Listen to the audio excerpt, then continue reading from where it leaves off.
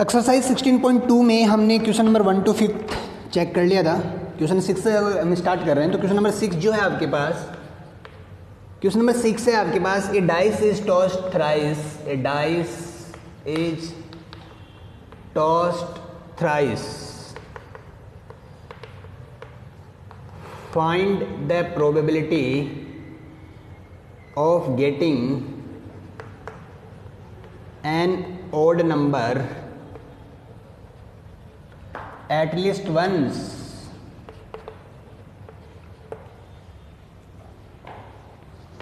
तो यहां पे आप देख सकते हैं कि प्रॉब्लम जो है हमारे पास वो है आपके पास कि a dice is tossed thrice, find the probability of getting an odd number at least once. तो देखिए बहुत ही सिंपल तरीके से हम अगर इस क्वेश्चन को सॉल्व करें तो क्या क्या मेथड हमारे पास हो सकता है। तो इसको हम 2 मेथड हैं हमारे पास इस प्रॉब्लम को सॉल्व करने के लिए कि a dice is tossed thrice, आपने किसी डाइस को थ्राइस टॉस किया, a dice is tossed thrice, it means जो टोटल सैंपल स्पेस हमारे पास बनेंगे उस केस में तो 216 बनेंगे आपके पास। लेकिन इस प्रॉब्लम को सॉल्व करना है हमें, डाइस इज टॉस्ड थ्राइस, तो आप देखेंगे डाइस इज टॉस्ड थ्राइस। अब आप सिंपल आपको फाइंड करना है odd number at least once, find the probability of getting an odd number at least once, 1 minus, देखिए एट लीस्ट वंस का जो हमारे पास फॉर्मूला था कि 1 माइनस नो वन, तो no one getting odd number, तो पॉइंट क्या होगा, no one getting odd number हमारे पास बनेगा। बहुत ही सिंपल तरीके से आप देख सकते हैं number of at least once, getting an odd number at least once, 1 minus no one getting odd number. तो इसमें अगर आप देखें तो 1 माइनस, तो no one getting odd number, it means अगर हमने किसी भी डाइस को 3 बार टाइम रोल किया तो जो नंबर आएंगे मेरे पास वो इवन नंबर आएंगे, यानी इस केस में इवन नंबर आएंगे। तो फर्स्ट भी इवन नंबर, तो basically we have the probability of even number is 3/6 and 3/6। तो सिंपल अगर इसको सिंप्लीफाई करें तो बचेगा 1 माइनस 1/2 इंटू 1/2 इंटू 1/2। देखिए ये आपकी probability of getting even number आने की है, ये भी इवन नंबर और ये भी इवन नंबर। फॉर्मूला है हमारे पास of getting an odd number at least once, तो 1 minus no one getting odd number, तो no one getting odd number it means the 3 time, if we rolling the dice then the 3 time, the each time we have getting the even number, तो even number की probability होगी 1/2 1/2 1/2, तो बन जाएगा 1 minus 1/2, तो LCM आ गया हमारे पास 8 minus 1, तो ये बन गया 7/8। तो ये एज ए हमारे पास एज ए रिजल्ट होगा, एज ए हमारे पास इसका आंसर होगा। इसके बाद देखेंगे हम सेकेंड प्रॉब्लम, जो नेक्स्ट प्रॉब्लम है हमारे पास problem number 7।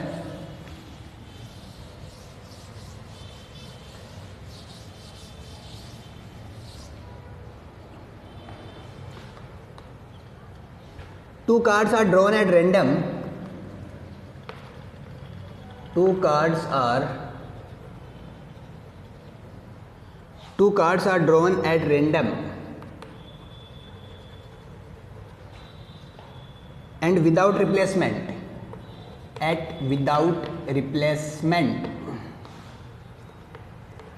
Without replacement from a pack of 52 cards. Find the probability that both the cards are black. Find the probability both cards are black. तो सिंपल देखिए हमें अगेन प्रॉब्लम को समझना है, problem को हमें रीड करना है और क्वेश्चन को हमें सॉल्व करना है।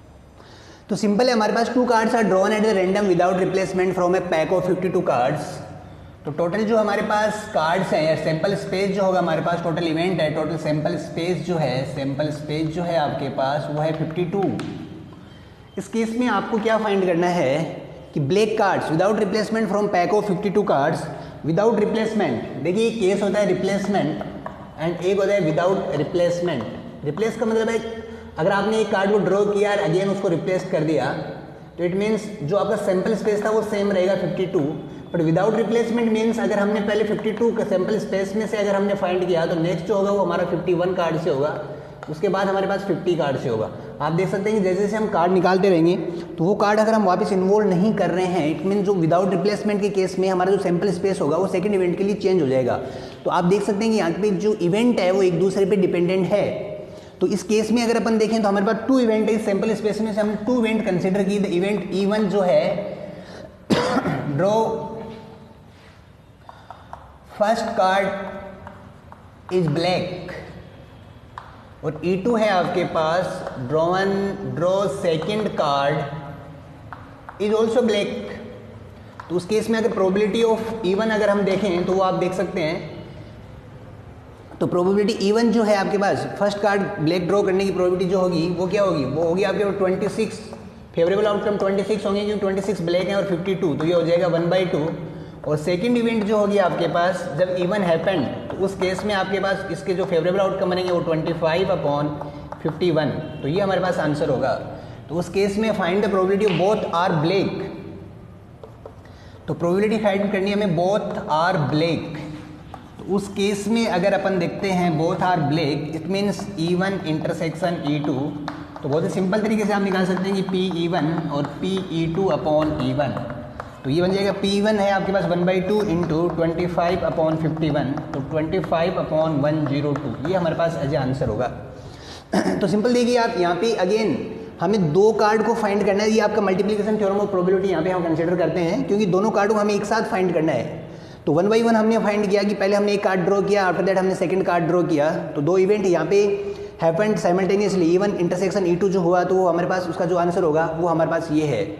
इसके बाद जो नेक्स्ट प्रॉब्लम हम डिस्कस करेंगे, नेक्स्ट प्रॉब्लम जो है यहाँ से हम डिस्कस कर रहे हैं वो है प्रॉब्लम नंबर 8, और जो प्रॉब्लम 8 है आपके पास, प्रॉब्लम 8 है आपके पास 2 coin are tossed, 2 coin are tossed. What is the probability? What is the probability of coming up 2 heads if it is known that at least one head comes up? At least one head comes up.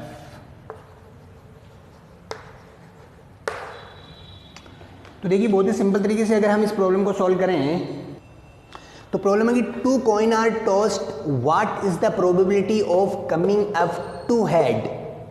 ये इसकी if it is known that at least one head comes up। देखिए आप simple अगर आप question को read करें तो ये जो प्रॉब्लम जाएगी वो आपकी कंडीशनल प्रोबेबिलिटी में जाएगी। कंडीशनल प्रोबेबिलिटी में क्यों हमने वहाँ पे डिस्कस किया था कि in conditional probability generally we find in question या in problem basically we have to find out कि what is the given and what will we find. तो सिंपली अगर अपन देखते हैं यहाँ से तो हमारे पास इस गिवन क्वेश्चन में हमें गिवन है हमारे पास coming up two head, what is the probability of coming up two head. तो सपोज दैट ये हमारे पास इवेंट ए है and if it is known that, ये हमें नॉन है तो ये इवेंट बी है हमारे पास, that at least one head comes up, तो हमें सिंपल A/B फाइंड करना है। तो probability of A when B has occurred, तो देखिए सेकंड इवेंट जो है वो हमें ऑलरेडी डन है हमारे पास, वो क्या है हमें पता है if it is known that at least one head comes up, at least one head का मतलब है कि HT/TH, वो 2 हेड भी आ सकते हैं। तो उस केस में ये जो केस है हमें ये गिवन है तो हमें फाइंड करना है कि 2 हेड्स आने की प्रोबेबिलिटी हमें फाइंड करनी है। तो आपकी जो प्रॉब्लम होगी वो कंडीशनल प्रोबेबिलिटी में कंसिडर करेंगे। तो 2 coin आर टॉस्ड, तो the sample space is HH, HT, TH and TT। Simple देखिए first event is comes up 2 heads, comes up 2 head, तो 2 हेड्स का मीनिंग है हमारे पास HH। Event B is at least one head, at least one head का मतलब है HT/TH and both head, simple है आपके पास। तो इस केस में अगर A/B अगर हमें फाइंड करना है तो हमें A इंटरसेक्शन B फाइंड करना है। A इंटरसेक्शन B जो होगा दोनों में कॉमन, वो HH है आपके पास। तो प्रोबेबिलिटी ऑफ A/B, तो वो बन जाएगा probability of A intersection B probability of B, A intersection B जो है आपके पास वो है आपके पास एच एच, तो वो बन जाएगा 1/4, सेकेंड है 3/4, 4 से 4 कट तो आंसर जो होगा वो होगा 1/3। तो देखिए आपको क्वेश्चन को हमें रीड करना है और क्वेश्चन रीड करके हमें ये डिसाइड करना है कि either this question about the conditional probability या in other part this is the question from the multiplication of the theorem. तो फर्स्ट हमने क्वेश्चन को रीड किया and we have seen that कि the first condition is the one condition is given and the another condition in which we are find out the probability, it means the one is given, हमारे पास जो case है ये हमें given है और हमें find करना है, तो उस केस में we applying the conditional probability and solve the problem. तो सिंपल आप देख सकते हैं कि ये हमें फाइंड करना है, ये हमें गिवन है, तो ए अपॉन बी कंडीशनल प्रोबेबिलिटी में हमें हमारी जो प्रॉब्लम होगी वो एज ए कंडीशनल प्रोबेबिलिटी में रजिस्टर्ड होती है। तो इसके बाद हम नेक्स्ट प्रॉब्लम को डिस्कस करेंगे। नेक्स्ट प्रॉब्लम है problem number 9।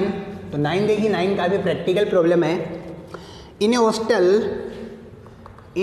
Hostel 60% of the student read Hindi newspaper, 40% read English newspaper, 20% read both Hindi and English newspaper. A student is selected at random. The first case is find the probability that she reads neither Hindi nor English newspaper. Second case है आपके पास if she read Hindi newspaper,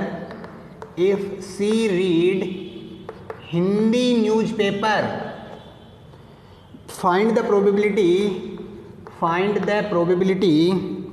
C read English newspaper. Third case है हमारे पास if she read English newspaper, find the probability she read Hindi newspaper. देखिए आप question बहुत ही important problem है हमारे पास। इस प्रॉब्लम को हम सबसे पहले क्वेश्चन को रीड करेंगे और क्वेश्चन को रीड करने के बाद सबसे पहले हमें ये डिस्कस करना है कि ये जो प्रॉब्लम है हमारे पास वो प्रॉब्लम किससे रिलेटेड है। In a hostel 60% of reads Hindi newspaper, 40% read English newspaper and 20% read both Hindi and English. Then find these problem. The first is find if she reads neither, find the probability she reads neither Hindi nor English. It means हमें find करना है neither Hindi nor English, ये हमें find करना है। If she read Hindi newspaper, find the probability she read English newspaper. ये हमें given है, ये हमें फाइंड करना है। It means conditional probability she read Hindi newspaper, then find the probability of English, तो E upon H, find the probability of English read English newspaper when Hindi case हमें given हो। If she read English newspaper, ये हमें given है, find the probability she read Hindi newspaper यानी H upon E। तो इस तरीके से हमें ये केस फाइंड करने हैं। तो सिंपल तरीके से क्वेश्चन को अगर सॉल्व करते हैं कि in a hostel 60% of the read Hindi newspaper, तो इवेंट H जो फर्स्ट केस है, तो यहाँ से हम डिस्कस कर लेते हैं प्रोबेबिलिटी ऑफ H हम डिस्कस कर लेते हैं। It means read Hindi newspaper की प्रोबेबिलिटी जो है 60% and probability of reading of Hindi newspaper is 60 upon 100। 0 से 0 कट करेंगे तो 2/3 हमारे पास प्रोबेबिलिटी बनती है। Second case 40% read English newspaper, probability of reading English newspaper, तो रीड इंग्लिश न्यूज़पेपर तो वो है मेरे पास 40%, तो प्रोबेबिलिटी ऑफ इंग्लिश न्यूज़पेपर है 40 अपॉन 100, तो 0 से 0 कट के आएगा 2/5। ये मेरे पास है इंग्लिश न्यूज़पेपर रीड करने की प्रोबेबिलिटी। इसके बाद देखिए सेकंड केस क्या गिवन है मेरे पास, 20% read both Hindi and English. It means Hindi intersection English read करने वाले जो हैं 20% एंड 20 अपॉन 100, कट किया तो ये बन गया 1/5, ये है मेरे पास। तो फर्स्ट यहाँ से मेरे को हम यूनियन भी फाइंड करते हैं। यूनियन क्यों फाइंड करेंगे वो आपको समझ में आ जाएगा। एच यूनियन ई, यानी हिंदी और इंग्लिश दोनों न्यूज़पेपर रीड करने वाले बन जाएंगे मेरे पास। हिंदी इंग्लिश माइनस बोथ को मैंने माइनस किया, तो हिंदी है 2/3 प्लस 2/5 माइनस 1/5, तो एलसीएम एज 15 है आपके पास, तो ये बन जाएगा आपके पास 10 प्लस 3 6 माइनस 3, तो 16 माइनस 3 ये बन गया 13/15। तो ये जो कैलकुलेशन है हमारे पास, तो ये कैलकुलेशन जो है हमारे पास, जैसे को 0 से 0 कट किया, 2 से, इसको 2 से अगर कट करेंगे तो 3/5 2/5 और ये है 1/5। तो जो वैल्यू है हमारे पास, इस वैल्यू को वापस सिंप्लीफाई करते हैं, तो ये हिंदी जो है वो है आपके पास 3/5, इंग्लिश जो है 2/5 माइनस बोथ 1/5, तो एलसीएम है 5, तो 3 प्लस 2 माइनस 1, तो 4/5, तो ये वैल्यू है आपके पास। अब देखिए इसी वैल्यू के बेस पे जो फर्स्ट प्रॉब्लम हमें सॉल्व करना है, she read find the probability she read neither Hindi nor English, ये हमें फाइंड करना है। और इसका फॉर्मूला हमने देखा था कि इसको यूनियन में लिखेंगे तो हम इस तरीके से लिखेंगे नॉट, या फिर होगा 1 माइनस पी एच यूनियन ई। तो सिंपल आपको समझ में आ गया होगा कि हमने एच यूनियन ई क्यों फाइंड किया था। 1 माइनस 4/5, तो 5 माइनस 4, तो बन गया 1/5। तो जो फर्स्ट केस है, फर्स्ट प्रोबेबिलिटी आपने इजी वे में यहाँ से फाइंड कर लिया है। इसके बाद ये नोट करने के बाद सेकंड देखिए, सेकंड केस क्या बनता है मेरे पास। सेकंड है कि if she read Hindi newspaper find the probability of she English newspaper. तो सेकंड केस है कंडीशनल प्रोबेबिलिटी यूज करेंगे E/H, तो फॉर्मूला बन जाएगा E intersection H upon H, और E इंटरसेक्शन H मेरे को गिवन है, ये देखिए H ये है 1/5 और PH हिंदी न्यूज़पेपर वो है 3/5, कट होगा आपके पास आंसर हो जाएगा 1/3। तो ये आपके पास सेकंड क्वेश्चन हो गया। थर्ड जो है आपके पास, if she read English newspaper then find she read Hindi newspaper. पर के केस में हम निकालेंगे probability of H upon E, तो वो बन जाएगा probability of H intersection E upon probability of E। H intersection E जो है वो है आपके पास 1/5 अपॉन PE, E जो है वो है 2/5, ये कट होगा आपके पास आंसर आ जाएगा एज 1/2। तो ये इस तरीके से आपके पास रिजल्ट होगा। तो इन प्रॉब्लम्स को हमने डिस्कस किया, जो इसकी रिमेनिंग प्रॉब्लम होंगी वो हम नेक्स्ट क्लास में डिस्कस करेंगे।